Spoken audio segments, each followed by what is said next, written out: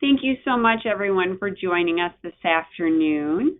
I am excited to present Paul Bueller with the Bond, Schoeneck and King firm for Human Resources Legal Update today.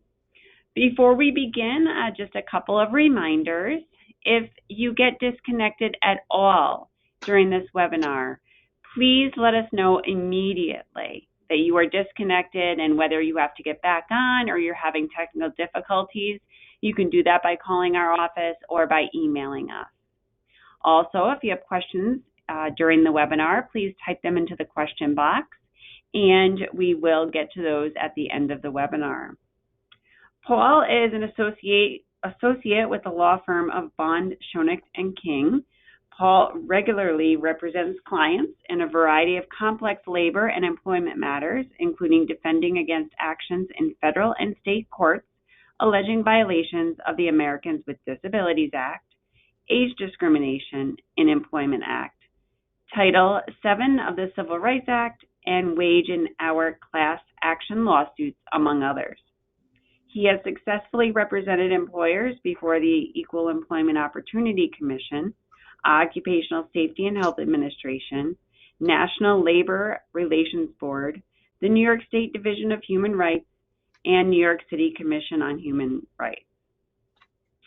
Paul also routinely advises clients in various industries regarding all aspects of labor and employment law, such as reasonable accommodation, leaves of absence, employee discipline and termination, employer policies, and COVID-19 precautions and guidance. We work with Paul quite a bit, and Paul, we're so thankful for your expertise. I'll turn it over to you. Yeah, of course. Thank you, everyone, for having me. We've got the next, little under an hour to kind of just talk through a few topics. Before we get started, I did just want to plug two things. The first is that we, my firm and me specifically, we've worked with the Funeral Directors Association to roll out an informational hotline that is a benefit available to all of you as members. And so if you have questions, we can provide some information. You've got to go through the association and they will connect you to me, so that we can kind of track this sort of stuff and make sure that people are using the hotline, but that is available to you. And we also recently, and this should be rolled out to you relatively soon, put together a packet that we're calling HR in a Box, which is essentially a number of templates and forms and packets of information that, again, will be available to all of you so that you can see, things like model policies and things like that you may want to use, may want to implement. There's some information about a large number of topics: hiring, progressive discipline, firing. There is a template employee handbook, all those sorts of things, so that you've got them all in one place. Certainly, you'll probably want to customize them a little bit, but that is something that's also available to you that my firm has partnered with the Funeral Directors Association to make available to all of you. And there may be some things in here that I mentioned that, again, there's templates and things like that in that HR in a Box set of materials. So with that, we can get started here. All right, so this is just my information. If you have questions after the fact, I'm happy to answer them. And like I said, I'm also happy to, if you go through the association, answer questions as part of the informational hotline that we run for the Funeral Directors Association. All right, this is our agenda for today. Want to give you a kind of a quick update on what's happening in terms of COVID-19 compliance, because it's not quite over. A lot of this stuff is being repealed, rolled back, or there's some changes. So I wanted to just touch on that briefly. Wanted to give you all a quick overview update on some relevant leave laws that may apply to you. Wanted to touch very briefly on white collar salary exemptions. Essentially, how do you pay employees? Wanted to talk a little bit about every employer's obligation under New York state and federal laws on anti-discrimination, anti-harassment, anti-retaliation. And then wanted to also just cover with you a little bit of pointers, tips, and tricks for disciplining employees, employee terminations, those sorts of things. Basically, what do you do when you have an employee that isn't meeting your expectations? And again, these are all topics that I'm happy to speak to you about individually through the hotline. Okay, so COVID-19 leave protections, more than anything, I just wanted to remind you all that this still exists, is still in effect. You may have seen, gosh, it was probably a week or so ago, there was an update from the CDC that they were going to roll back, they were rolling back their guidance on what people needed to do if they were exposed or tested positive to COVID-19. And their current guidance is that if someone is fever-free for a period of 24 hours, they probably don't need to quarantine after that. New York typically follows that guidance, but they wait a week or two before they formally adopt it. So we're waiting to see what New York will do in light of the CDC's updated guidance. But there is still on the books, still in effect, COVID-19 paid leave for employees who, again, whether they're exposed or test positive. This came out in March of 2020. And essentially, if an individual is subject to an order of quarantine or isolation, they are entitled to some amount of leave. We'll talk a little bit about what that means in a second, but this still exists, even though it's been very nearly 4 years since this was rolled out. I find that, some individuals have maybe forgotten this existed, or, there was also some challenges in the court system about whether or not quarantine orders were even valid and acceptable, right? So there's been some ambiguity about whether this applies, but I'm telling you now, it still does, still out there, until potentially the budget becomes finalized later this year. As part of the updates to the budget, as part of the budget process, Governor Hochul has proposed that this law would have a sunset, that it would expire later this year, I believe in June or July. So keep an eye out for that. But as of right now, this law still exists. And like I said, entitles individuals who are subject to an order of quarantine to certain leave. The order of quarantine, there's some guidance about what constitutes an order of quarantine.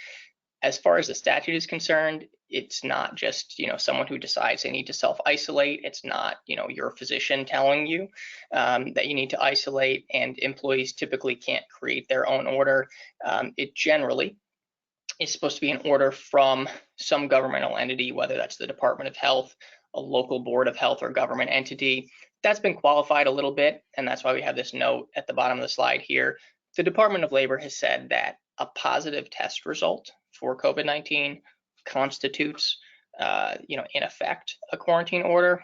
And then most local departments of health have implemented what we call a self-attestation form. Again, that individuals can fill out, sign. It's basically a little affidavit where they swear they've either been exposed or tested positive for COVID-19.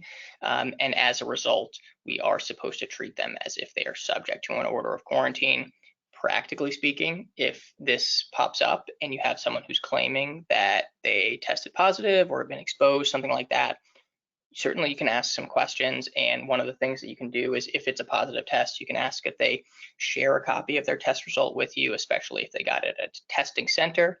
That way it'll have a picture with, the date, their name, and the fact that they've tested positive. Those are certainly things that you can ask for under circumstances where an individual reports to you that, hey, I'm subject to an order of quarantine because I have tested positive for COVID-19. It's also a way you can kind of curb individuals who are trying to, pull stock photos and things like that from the internet and say, oh, I tested positive, here's a picture of a positive test result, and maybe it isn't actually their positive test result. All right, this just gives you a sense of how much leave people are actually entitled to. Now, I will say the general duration of an order of quarantine now is only 5 days. So this really just tells you, if somebody is subject to an order of quarantine for 5 days, what, if any, pay might they be entitled to from us as an employer. And if you are a smaller employer with 10 or fewer employees and a net income from the previous calendar year of less than $1 million, they get unpaid leave for the duration of their order of quarantine.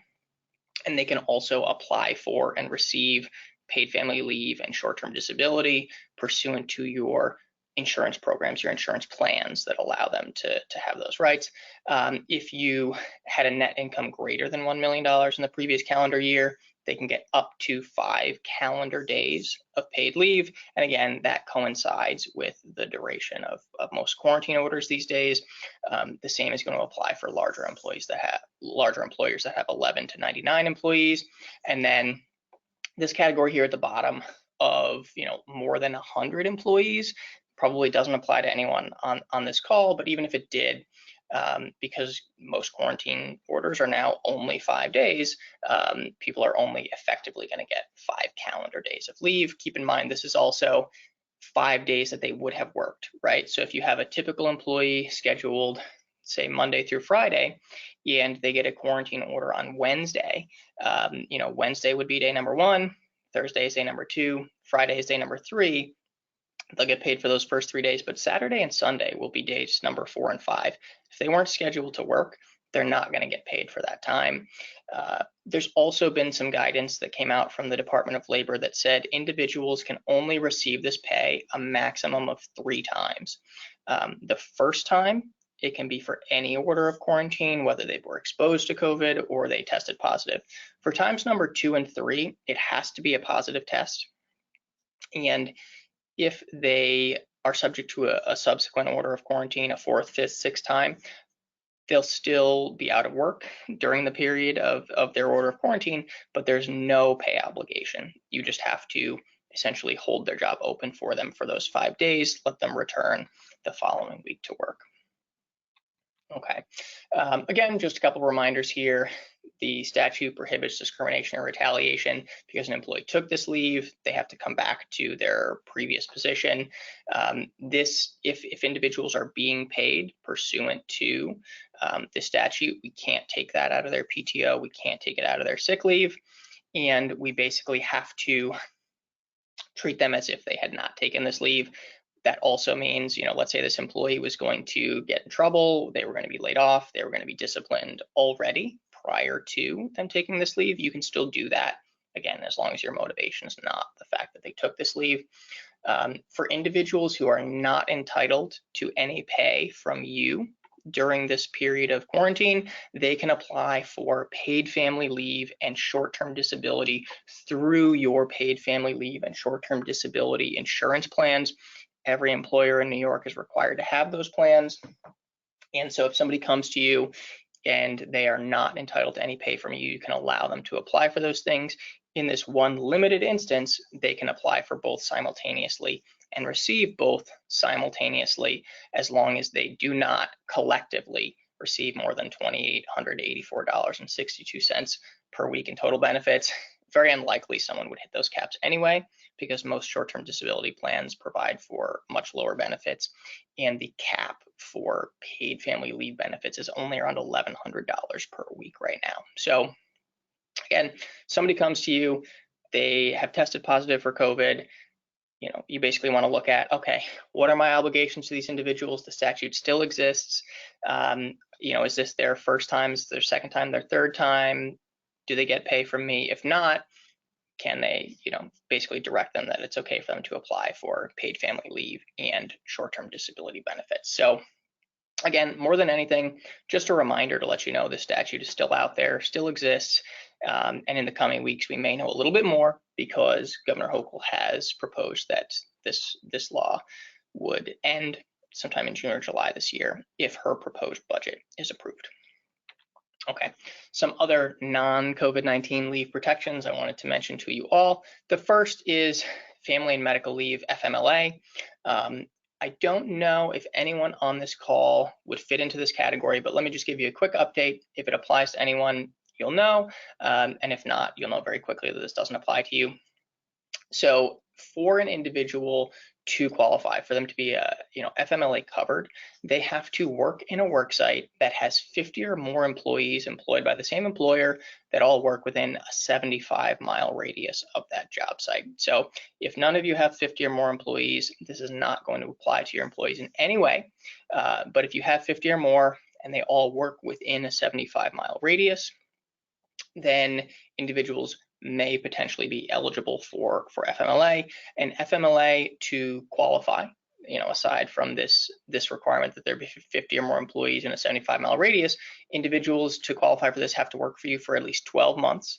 And in that 12-month period, have to work at least 1,250 hours. And then if they meet those eligibility requirements, there are various reasons they can take up to 12 weeks of unpaid job protected leave. Those reasons include birth of a child, placement of a child with them for adoption or foster care, to care for a family member with a serious health condition. So a spouse, a child, parent who has a serious health condition that basically prevents the individual from working for some period of time. They need to care for that individual. And then FMLA also applies in a situation where an individual themselves has a serious health condition and they are, as a result, unable to perform their job duties. This comes up a lot in situations where individuals, maybe they are having surgery, or they're taking care of a family member who's having surgery. This also comes up in situations where people have long-term chronic illnesses and things like that. They receive treatments, for example, an individual who receives, say, kidney dialysis or something like that, right? Where they are going to be out of work for maybe one day every few weeks. They could take FMLA intermittently and just take it on the days they need to receive those treatments. And FMLA would say they're entitled to this leave. It will be unpaid. We will continue their health insurance over the period that they're gone. And we can't make job related decisions based on the fact that they're taking this leave. New York has sort of a complementary statute. I already mentioned this, but it's New York State paid family leave. This came out in 2018 and falls under the workers' comp law. It's essentially administered by the New York State Workers' Comp Board, but this is a partial wage replacement and job protected leave, continuation of your health benefits if people are out of work for qualifying reasons. This was phased in over a large number of years, but now individuals can receive, again, up to 12 weeks of leave in a year. And this is, like I said, it's an employee funded insurance program. So essentially, every employer in New York State, all of you on this call, have to have a paid family leave insurance plan. You pay for that plan through small deductions to the individual's wages, from every single paycheck. There's a small percentage that will go to paying for this benefit. And then when people have a qualifying reason, they can take leave. Keep in mind also that to qualify for this leave, people typically have to work a certain number of hours over the course of a 6-month period before they can become eligible for this type of leave. And again, these are the reasons individuals can take this leave. It's very similar to FMLA, except that it does not cover individuals for their own health condition, except in the limited instance of COVID-19, where they have contracted COVID-19 and are subject to an order of quarantine. So again, this is going to cover birth, adoption, foster placement. It's also going to cover caring for a family member who has a serious health condition. That family member could be a spouse, domestic partner, child, even a grown child who's over 18. It could also include caring for a parent, grandparent, grandchild. And as of 2023, the statute was amended to include caring for a sibling. So let's say you have a brother, sister, they have a serious health condition, maybe they don't have someone else who can take care of them. Again, think of a situation where maybe they're having surgery or they receive some sort of regular treatment. They need someone to take care of them for a day, a week, a month, something like that. Individuals, again, can apply for paid family leave through your insurance plan and receive these benefits. There's also something called a military qualifying exigency. This applies to both PFL and FMLA, but essentially if an individual has a family member who is called to active duty, and that requires that they take time off from work to, maybe it's for childcare purposes or something like that, where their spouse cared for their children, stayed home, and then that person is being deployed to active duty. They may need to take time off to make arrangements for childcare for their children while their spouse is on active duty, those sorts of things. All right, so every employer in New York State is covered by this New York State paid family leave, and there are not exceptions for employees classified as part-time, temporary, casual, student, seasonal, per diem. So basically every employee who is reported on a W-2 is going to be covered for purposes of, oh, excuse me, sorry, I have skipped on to paid sick leave. I apologize. Paid family leave, employees who are on a W-2 are going to be covered. And there are actually some exceptions, again, based on if someone doesn't work enough hours over a 6-month period. But paid sick leave, I apologize. This applies to all New York State employers, just like PFL does. And there are no exceptions for individuals who are part-time, temporary, casual, students, seasonal, and even per diem employees. So individuals who work for you on short terms, if they receive a W-2, they're going to be covered by paid sick leave. And just let me give you the basics of that. How much an individual might be entitled to is going to be based on their size as an employer and the income level of the employer. So much like those COVID leaves, this hinges on the number of employees you have and your net income for the previous calendar year. So employers that have 4 or fewer employees and a net income from the previous calendar year of less than $1 million, individuals can still use and accrue sick leave, but it'll be unpaid. They get 40 hours. If you are an employer with, a net income greater than $1 million, but still, a small number of employees, it's going to be 40 hours paid time.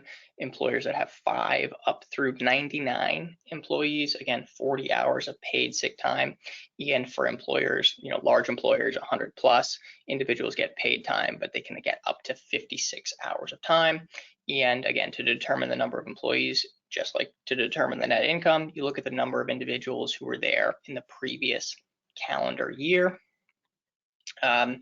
Because there are these rates and numbers of hours that people can receive, you have to think about whether or not you want individuals to accrue that time or whether you want to front load it. As long as people receive at least 1 hour of sick time for every 30 hours that they work up to that maximum number that applies to them, then you are compliant. Now, keep in mind, I actually had this come up with a client recently. Just because someone doesn't work 30 hours in a week does not mean they won't receive sick time, right? So I had someone come to me and say, well, my employees only work 20 hours a week, so they don't accrue any sick time at all. That's not how it works. It's at a rate of 1 hour for every 30 hours worked. And so that means that we may have to provide individuals with less than 1 hour of sick time. So if somebody works, just for purposes of easy math, let's say you have a part-time employee that works 15 hours a week.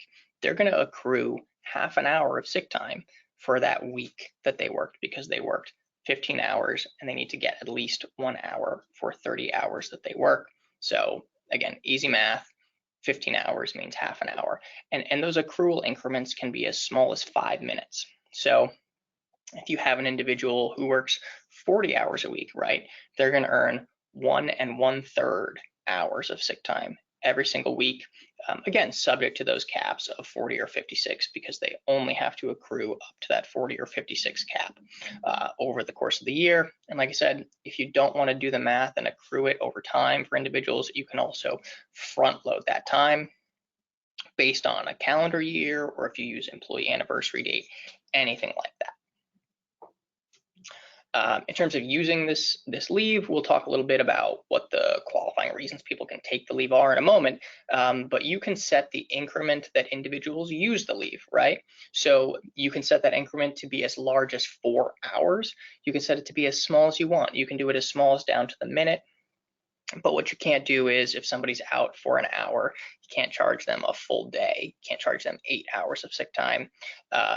Again, you get to choose the increment as long as the increment is no more than 4 hours. This time has to carry over every year. You can't have people, you can't do use it or lose it. Some of you may do use it or lose it, vacation time, PTO, those sorts of things.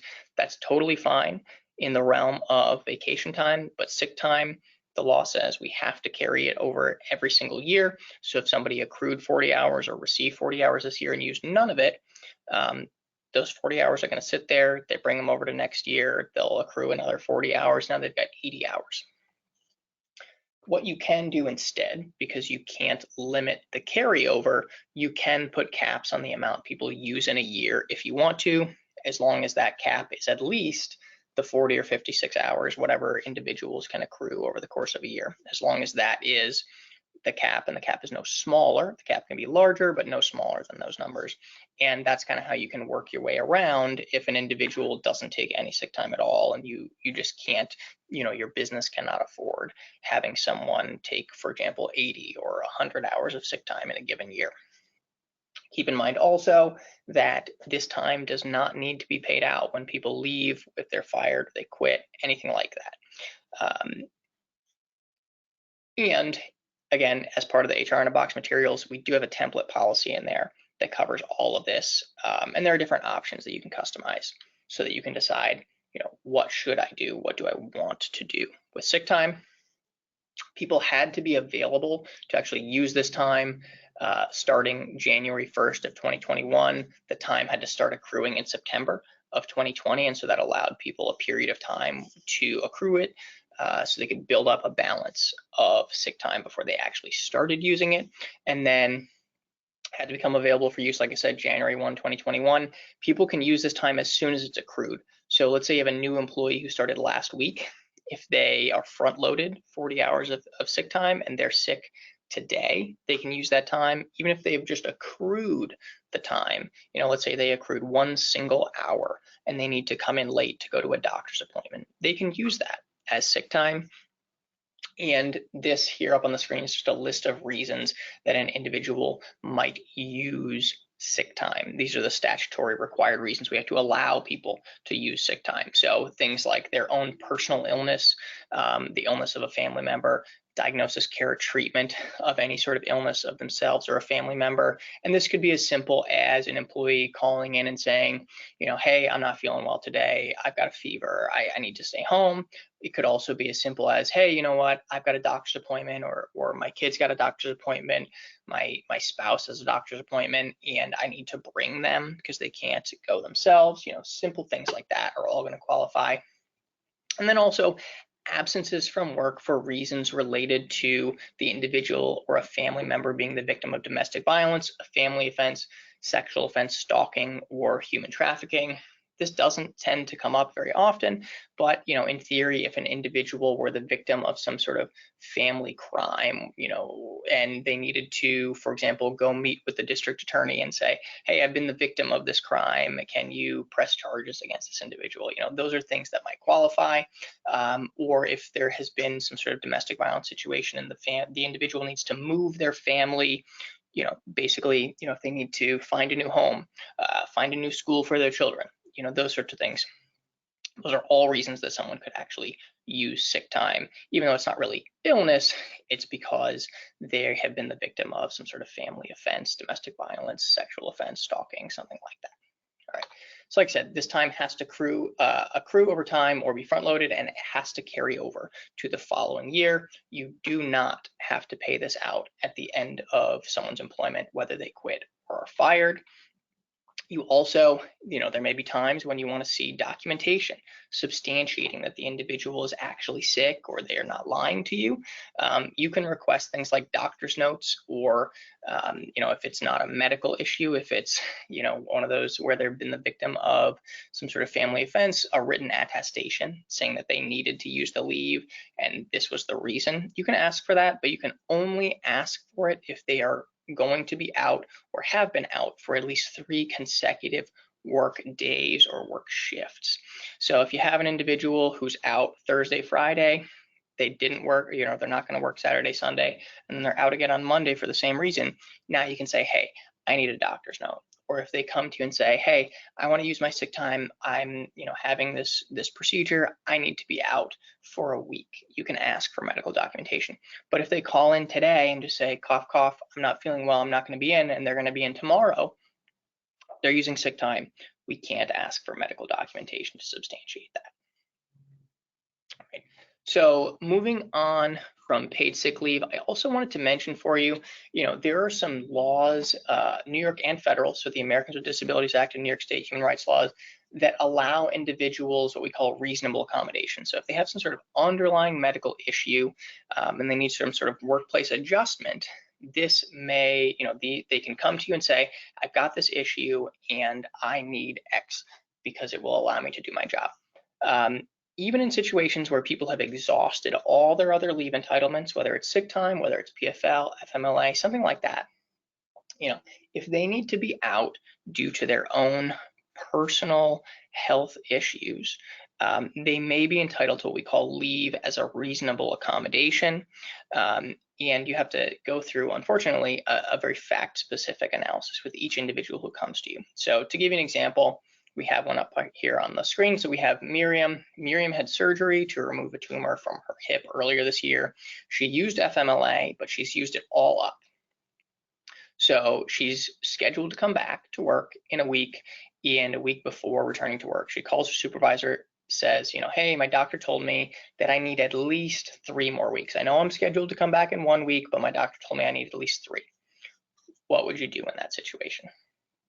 All right, so even though Miriam has exhausted all of her other entitlement to leave, we have to go through an analysis and decide, hey, can we spare her for those extra 3 weeks as a reasonable accommodation?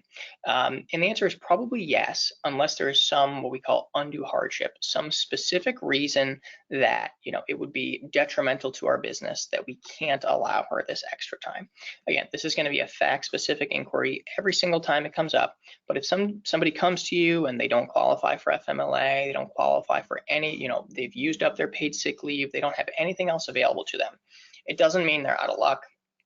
It means we have to go through this specific analysis and basically to determine, as a business, can we spare this individual for some brief period, okay?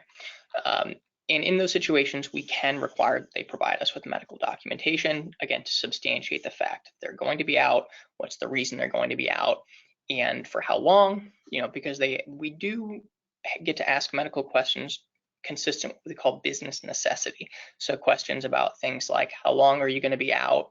How certain is your physician that you'll be able to return on your anticipated day? All those sorts of questions.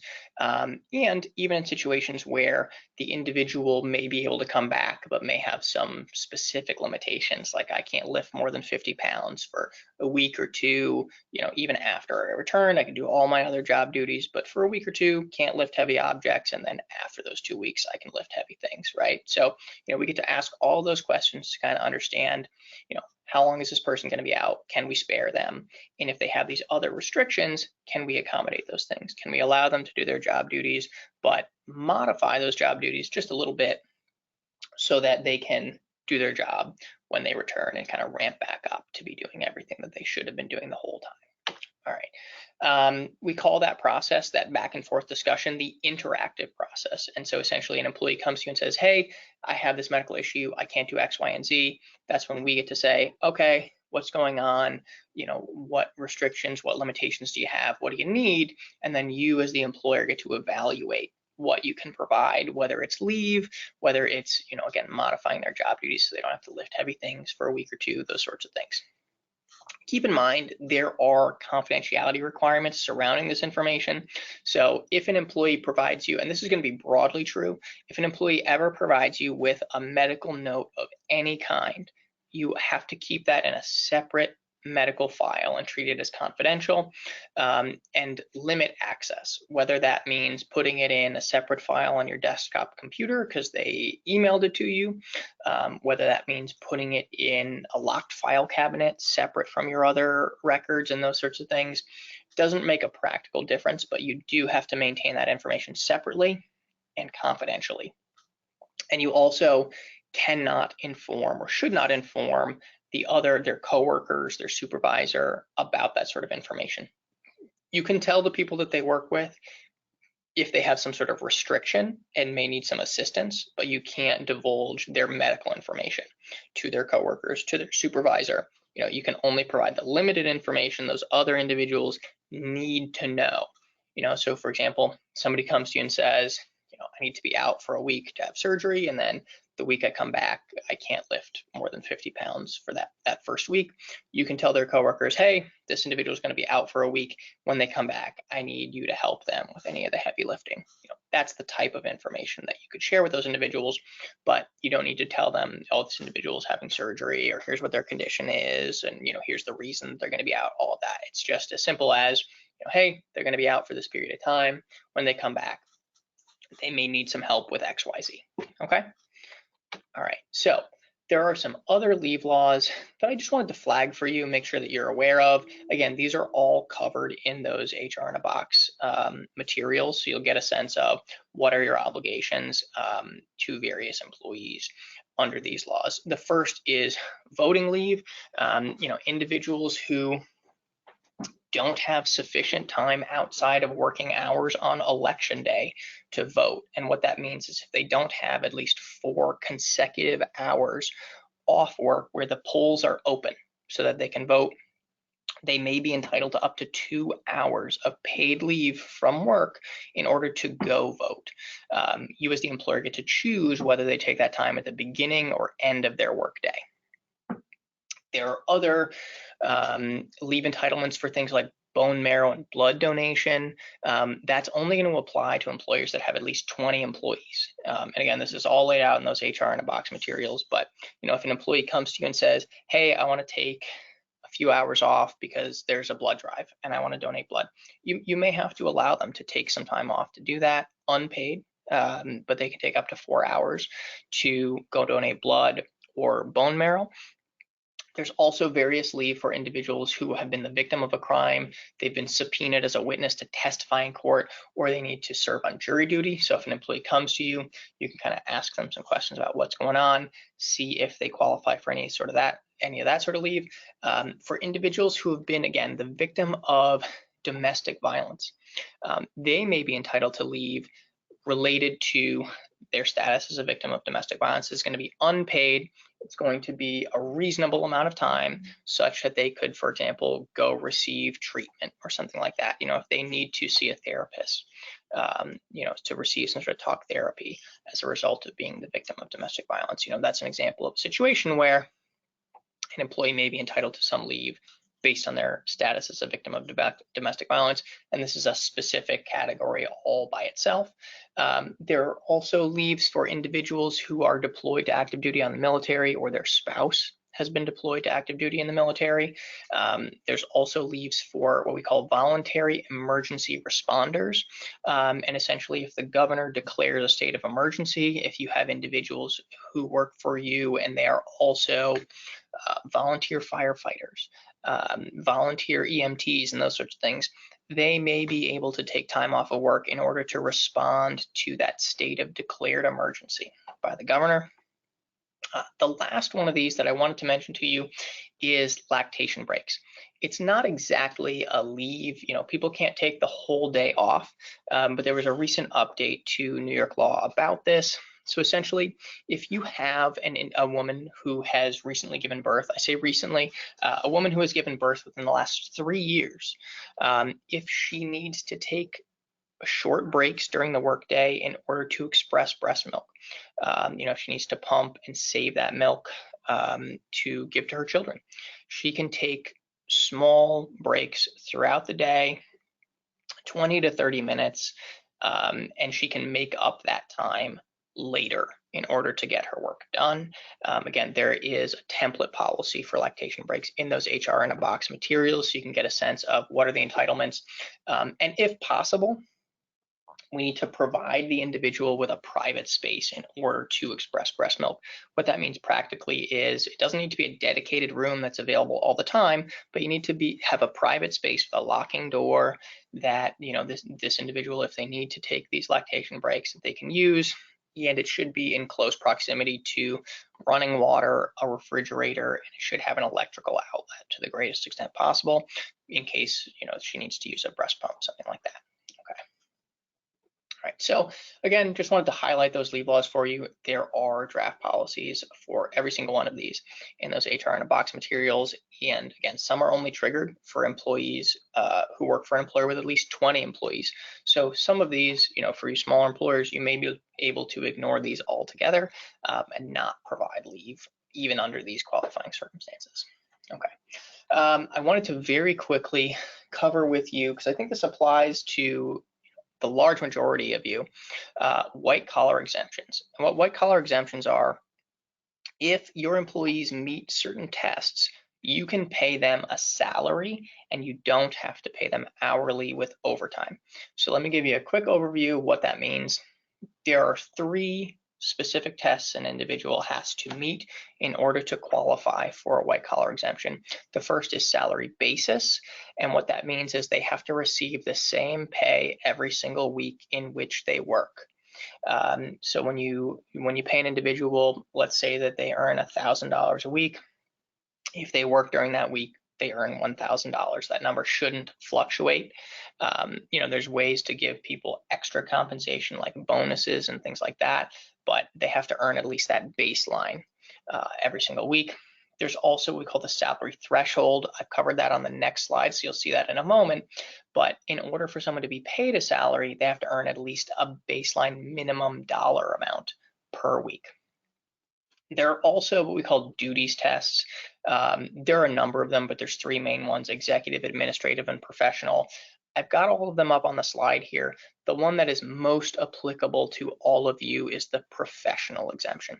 So the professional exemption, someone can meet this duties test if their primary job duties require that they use advanced knowledge in a field of science or learning that is customarily acquired by prolonged specialized intellectual instruction and study. If there's a licensing requirement for them to have that job, that can also help them meet the professional exemption. The reason I bring this up, the federal regulations say that if somebody works in a state that requires a funeral director's license, and to receive that license, they have to go through a special course of study that takes 4 years, receiving essentially the equivalent of a bachelor's degree from an accredited institution, and then the state requires them to have a funeral director's license to practice. That by itself can meet the professional exemption, the duties test, right? So as long as we pay them appropriately, the right amount, and the same every single week, an individual with a 4-year degree in a funeral director's license can qualify. Separately, I realize in New York it's possible to earn a funeral director's license with less than a 4-year degree, with a 2-year associate's degree. There is a 2011 case, and that's mentioned here at the very bottom of the slide, Roe v. Olaf Funeral Home. And in that case, the court said, because it is a specialized course of study and the individual, primarily was functioning as a funeral director, that required them to do various things on their own, things like embalmings and etc. And because they had a 2-year associate's degree in that and had attained a funeral director's license, they also met the duties test to qualify for this professional exemption. So again, those of you who have employees who work for you and they're licensed funeral directors and they perform the functions of a licensed funeral director, as long as they are paid appropriately, they can fit into this professional exemption and be paid a salary, so you do not have to pay them hourly with overtime. So what is the minimum salary? So employees who earn under federal law less than $35,568 have to be paid hourly, right? So if they're earning less than $684 per week, they have to be paid hourly with overtime. And overtime is 1.5 times whatever their normal hourly rate is for every hour they work in excess of 40 hours. But if they work as, again, a licensed funeral director, they have to have a license, they fit this professional exemption. If we pay them at least $684 per week for every week in which they work, and we pay them at least that amount, that set amount, they can be paid a salary. Keep in mind also, there is a proposal by the United States Department of Labor to increase that baseline minimum salary from $684 a week to $1,059 a week. They're thinking that this proposal may take effect sometime this spring, but it is not yet finalized. We don't have notice of that. So something to keep in mind if you have folks who are earning less than this $55,000 number. Keep an eye on this, because you may, depending on what happens with that proposed regulation, you may have to start paying them hourly with overtime, or you may have to give them a slight salary increase in order to meet this salary threshold. This salary threshold is going to apply, like I said, to those three, the executive, administrative, and professional white collar exemption tests.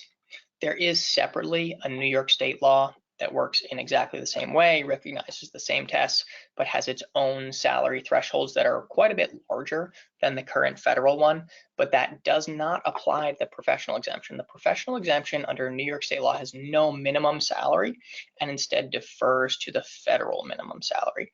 So again, even though in New York City and the rest of New York State, the current minimum salary to pay someone a salary is, $1,200 in New York City, Long Island, and Westchester, and then in the rest of New York State, it's this $1,124. Even though those numbers are much higher than the current federal minimum salary, if someone fits under the professional exemption, you can pay them that $684 a week and not pay them the $1,200 or $1,100 per week. But again, track and see, if you're paying people as a professionally exempt individual because they're a licensed funeral director. If those proposed federal regulations to increase that salary go through, then you may have to give them a raise or start paying them hourly with overtime. Okay, very quickly wanted to cover a couple of new updates and things in terms of anti-discrimination, anti-harassment laws, and then we'll very quickly, like I said, talk a little bit about employee discipline and employee terminations. So this is just a list of federal statutes that apply to every employer with at least 15 employees, and these are essentially what we call protected characteristics. So these statutes outline, categories about individuals, how we classify them that are protected. So things like race, color, religion, sex, national origin, and ancestry. Age, under federal law, individuals age 40 and above are protected. Disability, so essentially underlying medical conditions, citizenship and immigration status, and then also genetic information. Essentially federal law prohibits us from making employment decisions based on how people fit into any one of these categories, and prohibits us from allowing our employees to make derogatory or inappropriate statements about how someone fits into one of these categories.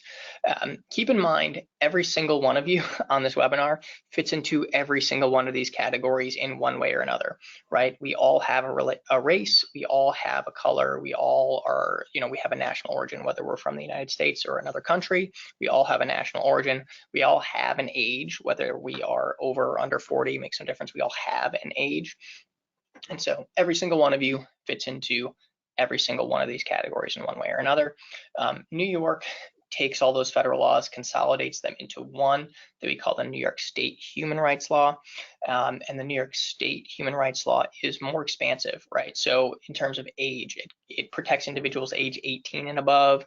And it also contemplates what we call reverse discrimination, that, an individual typically under federal law, we only contemplate that an older individual might be discriminated against or harassed by a younger individual. New York state law works in both directions. So an older individual might discriminate or harass against a younger individual, just like a younger individual might do the same to an older individual. Race was recently expanded to cover traits historically associated with race. Their example in the statute is hairstyles and specifically dreadlocks. We obviously associate dreadlocks with individuals of African descent, but we can't make employment decisions or inappropriate comments about an individual simply because they style their hair in a way like that, as dreadlocks, because that is historically associated with people of African descent. Creed means religion.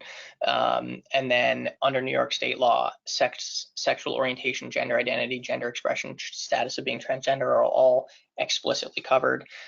Things like marital status and familial status, military status, and also criminal conviction history are covered under New York law and are not covered under federal.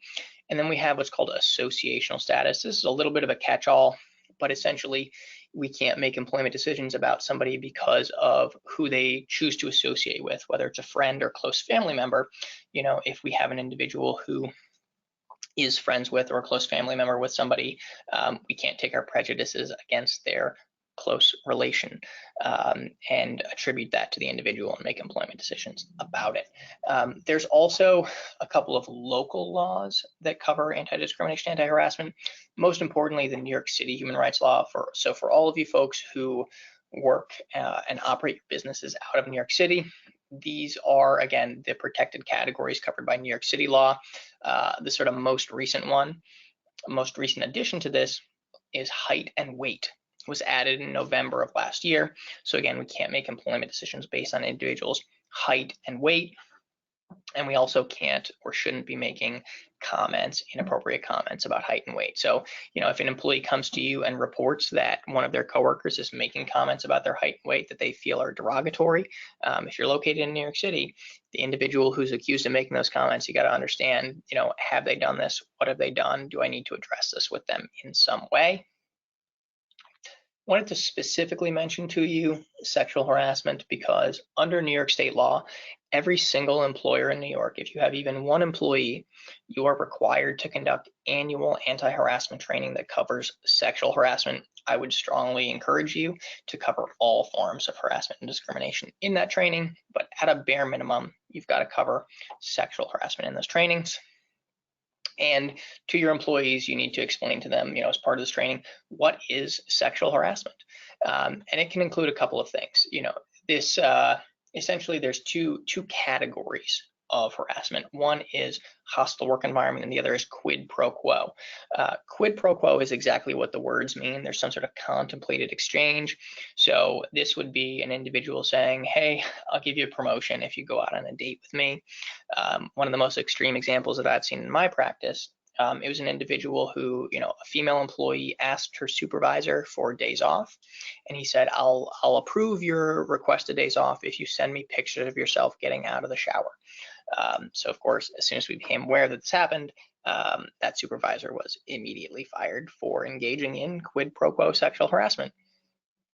The second category, like I said, is hostile work environment. Hostile work environment is what you think of probably when you typically think of, sexual harassment or any form of harassment. This is, people using derogatory words, slurs, making fun of somebody, basically in the workplace, making their life miserable based on whatever protected category they belong to.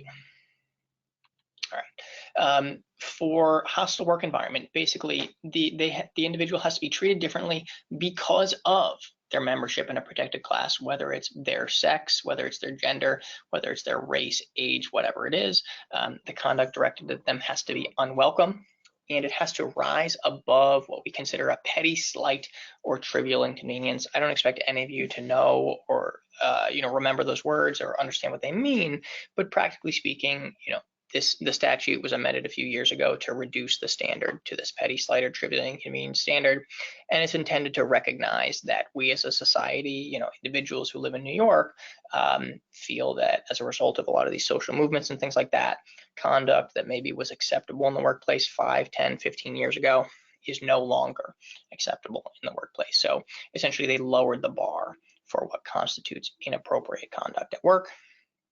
And again, to constitute a hostile work environment, this conduct that rises above a petty slight or trivial inconvenience has to alter the conditions of somebody's employment, create an abusive working environment in some way. Just to give you some examples of things that might amount to inappropriate harassment in the workplace, making jokes, threats, epithets, derogatory comments, mocking people, certainly using slurs and things like that. Absolutely are going to constitute prohibited harassment.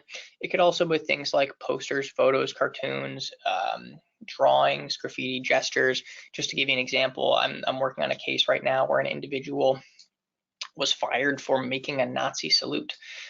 He was working with a German colleague that he didn't get along with. He made a Nazi salute, and the employer said, hey, that could constitute harassment on the basis of national origin, possibly religion, and so we have to let you go.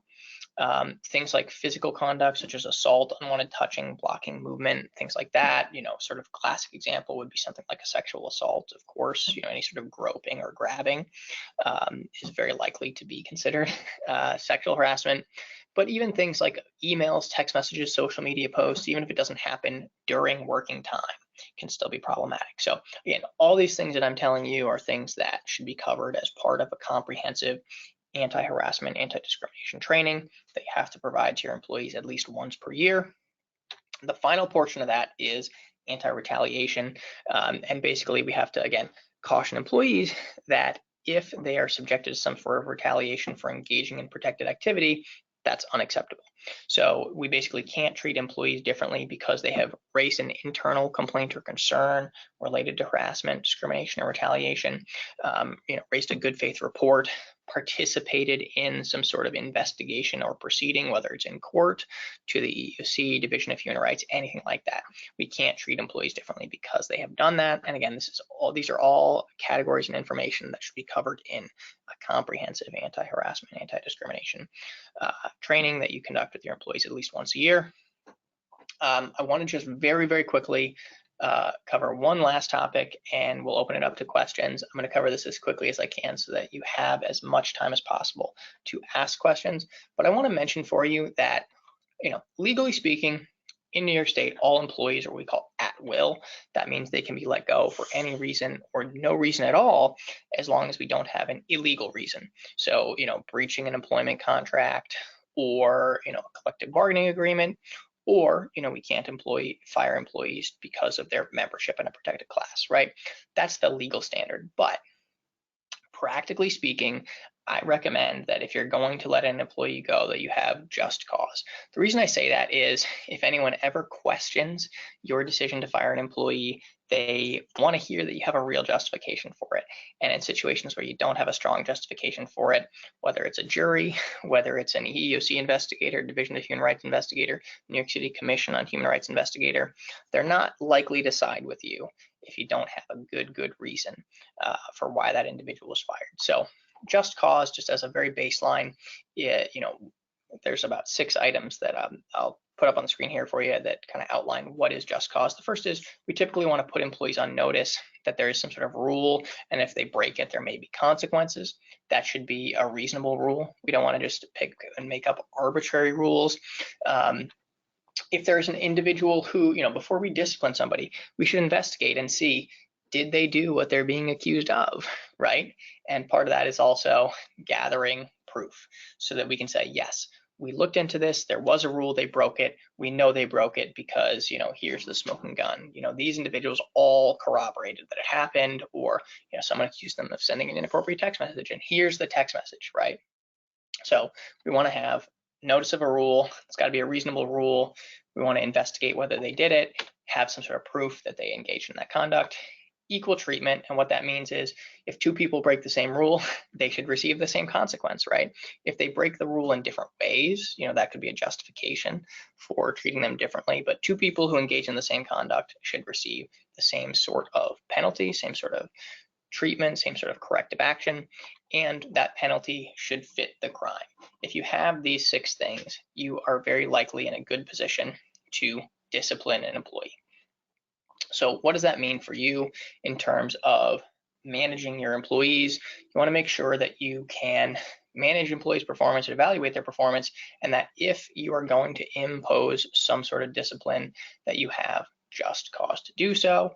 As part of this, when you bring in a new individual, when you hire a new individual, you want to make sure that you outline your expectations very clearly, and again, subject them to the same sort of treatment of all of your other individuals. And we don't want to let performance issues and other types of issues sit, because if we don't make our expectations clear, we don't meet with employees regularly and coach them on what's going wrong, what's not going well, it's going to put us in a bad position when you ultimately want to fire that individual or discipline them in some way. Did want to very quickly mention for you, most employers go through what we call a progressive discipline policy. This is essentially like escalating discipline for various offenses. 3 out of 4 jurors believe, if you're being sued, right, 3 out of 4 jurors are going to say you shouldn't terminate an employee without giving them some sort of warning, right? So that's part of why progressive discipline is so important. It also gives the individual some warning that their conduct is inappropriate and that it needs to be corrected. Again, whether it's a performance issue, whether it's a conduct or a behavioral issue, anything like that. And so these are the steps of the progressive discipline process. Typically most places will start with a verbal warning. You still document it, but it's a verbal warning. You just document that you're having a conversation with that individual. The next step is generally a written warning, where you present a written warning to the individual and say, this is what you did, this is why it was wrong, you got to sign this and return it to me. Next step, often a suspension. If this is a particularly egregious offense, they might be suspended pending an investigation into whatever the offense was. And then typically the next step would be termination. So, let's say you have an individual with chronic attendance issues, right? The first time you want to address it with them, it's a verbal warning. Hey, this was not okay. You document that, keep a file of this individual had these attendance issues. They were unexcused absences. This needs to improve. The next time, whether they're a no call, no show, or they're just, repeatedly late, next time it's a written warning. Then maybe they get a final written warning or a suspension. And then if that conduct continues, you've addressed it with them multiple times, didn't improve, then they can be fired, right? The exception here is going to be incredibly egregious offenses, things like workplace violence, sexual harassment, etc. If people are very blatantly breaking rules and it's a very serious offense, I always reserve the right to fire individuals immediately under those circumstances. And so those are times where you would not follow a progressive disciplinary procedure, and people tend to understand that. Again, jurors tend to understand that. Anytime you deliver discipline to an employee, you want to have a formal meeting, you want to have a witness, you want to keep notes, have a written record, so that individuals, know and understand the consequences of what happened. Give them a detailed explanation of this is what was wrong. You violated this policy, and here's how you broke it. Here are the consequences for if this conduct continues. Describe exactly what happened, what they did wrong, how they didn't meet your expectations. Explain to them, this is what I expect from you moving forward. These are the consequences of what will happen if you do not meet these expectations. And then again, always present it to the individual in writing for them to sign as proof that they received it. Let's say you do this and you walk through every single one of these progressive disciplinary steps. They're still not getting it, but each time you met with them, you went through all these steps, you gave them every single step of progressive discipline. If you have to fire them, make sure that you are ready walking into that meeting. Nothing can change your mind. You've done your diligence, you've investigated, you are absolutely ready, you've made your decision. You're emotionally prepared. You know that nothing they say can change your mind. You know you're walking into a tough conversation. Have the meeting in private, but with a witness, so that you have somebody to corroborate whatever was discussed. Especially for termination meetings, you want to keep it very brief, as brief as you can, because it's not a trial. They don't get to rehash every little issue. And then New York State law requires that when you terminate an individual, within 5 business days, we give them a termination letter. And that termination letter has to include 2 things: the effective date of their termination and information regarding the termination of any employee benefits that they receive, things like health insurance, dental insurance, vision, how do they convert their 401k, all of those sorts of things.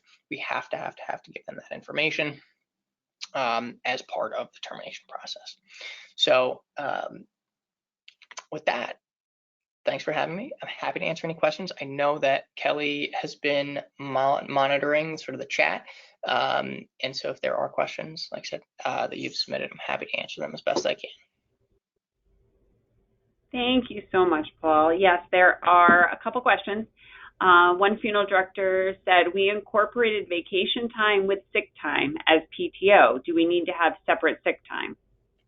No, you can combine the two into one category and just have generally applicable paid time off. The one caveat to that is if you do incorporate it all into a single bucket, you have to make sure that that whole bucket complies with the New York State paid sick leave law in terms of things like carryover and acceptable use, making sure that they're getting at least 1 hour for every 30 hours that they work, all those sorts of things. But you absolutely do not need to have a separate bucket of sick time if people can use PTO for all the correct reasons.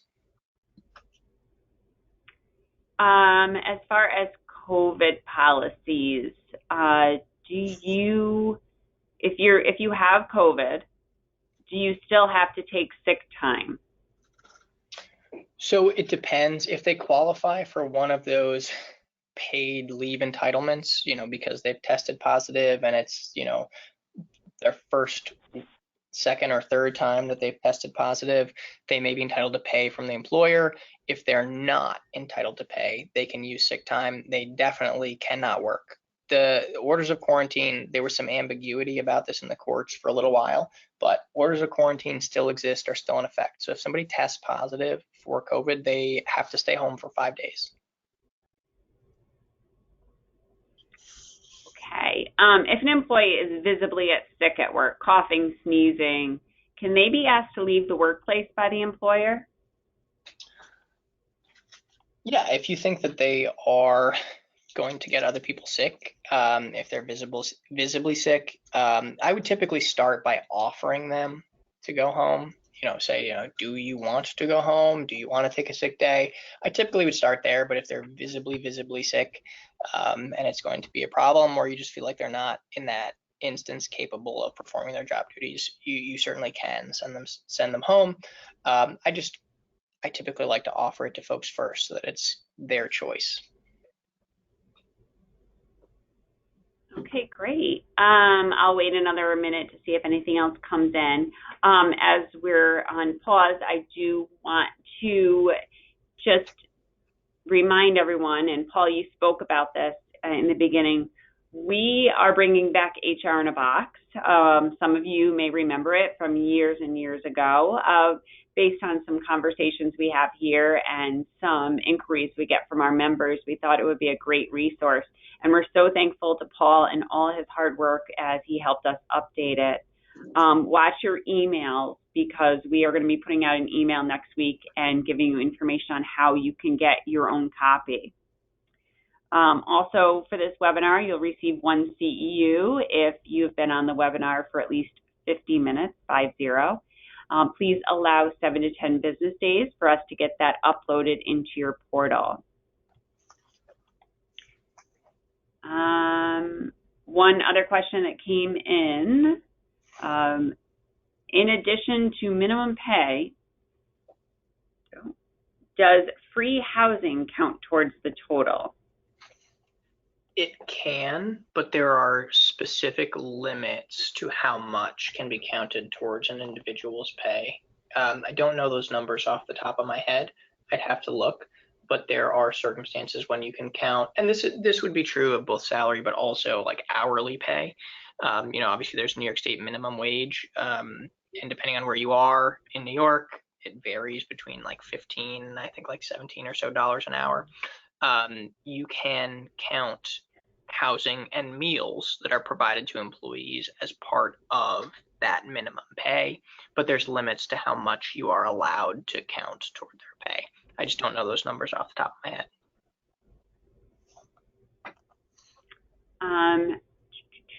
If you are combining sick leave with PTO, how do you handle the carryover issue? We do not allow PTO carryover. So do we need to document incidents of sick time and specifically carve out that time? Yeah, I mean, the two options in that circumstance would be either to carve out sick time specifically and allow carryover of that time, or to allow carryover of all PTO if you're using that to satisfy your sick time obligations. Because if we're doing a combined PTO concept, then all of it has to comply with the sick leave law. But if you want to carve out separately sick time, you could even do kind of a hybrid approach where you say, you can use sick time for PTO or PTO for sick time, but we're going to track that. And if you use less than 40 hours, we'll carry over whatever you didn't use of that 40 hours, something like that. But there's some minimum carryover obligation. We can't just do use it or lose it. What if an employee refuses to sign a written warning? Then I would write in the line that they're supposed to sign, refuse to sign. You can write it on their behalf and write, like your name and the date or initials, something like that, to verify that, the meeting took place and that they just personally chose not to sign the written warning. When confronted with a Human Rights Commission complaint, what are the range of normative settlement? It really depends. I can tell you, for division of human rights complaints, settlements are typically a little bit smaller than a court case, just because the cost of pursuing the Division of Human Rights complaint is much, much smaller. I would also encourage all of you, if you don't have it, you can get employment practices liability insurance that will cover the defense costs and possibly the cost of a settlement or the cost of an adverse finding against you. I can tell you, I've settled cases for as low as $250, but I've also settled cases with very egregious facts in the hundreds of thousands of dollars where it was necessary. So I can't really, every case is so different. I would say a typical Division of Human Rights case, if we can settle it, it's probably in the low 4 to 5 figures, depending on the facts and circumstances. Like I said, if we can settle it for that amount. And one last question, can you include free health insurance as part of an employee's pay? Not as part of their pay towards things like salary and minimum wage, but you certainly, if you want to pay their health insurance on their behalf, just do 100% and they don't have to contribute at all. That's fine. You can certainly do that. If you want to count their contribution towards their pay, they might get, and I'm just making up numbers here, right? Like, let's say they get $20 per hour, but their contribution towards their healthcare costs them $100 per pay period. They're in effect, they're contributing towards their healthcare, and deducting that from their paycheck still counts as them earning $20 per hour, even though they're missing out on that little bit of money that's deducted to cover their healthcare. So you can't just say, oh, we're going to pay your healthcare, therefore that's worth an extra $5 an hour or something like that.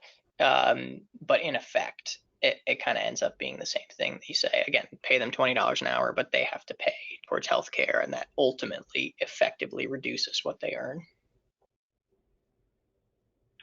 All right, and I misspoke, there is one more. If you are a salary paid employee, are you exempt from everything else? I'm not sure I understand that question. So exempt means exempt from overtime. And so you get paid a flat salary, and if you work in excess of 40 hours, you don't get extra pay. It doesn't mean exempt from other workplace rules. But I can tell you practically, there are some rules that are not really enforced against or in connection with exempt employees. So for example, New York State law has minimum requirements around employees taking lunch breaks. Essentially, every employee who works for greater than 6 hours in a given day is entitled to a lunch break between half an hour and an hour, depending on the industry that they work in. The Department of Labor, when they enforce that law, does not care about exempt employees. They only care about hourly employees, and they only investigate whether hourly employees receive lunch breaks. There's other rules related to frequency of pay. So Labor Law Section 191 requires that manual workers, people who perform a physical job, be paid once a week, and other employees can be paid as infrequently as twice a month. But there are carve-outs for individuals who are exempt and earn at least $900 a week, who we can pay them with whatever frequency they agree upon. But other than that, there's not, the designation exempt typically just means exempt from overtime, but there's a couple other of those laws, like you said, that in effect do not apply to exempt employees. But for the most part, all the same rules and laws are going to apply to anyone, whether they're exempt or not. Great. Well, thank you so much for all your information today, Paul. We really appreciate your expertise. And again, everyone, please allow us 7 to 10 business days to get your portal updated with today's credit. I hope you all have a good rest of your day. Thank you. Thanks, everyone. Have a good day.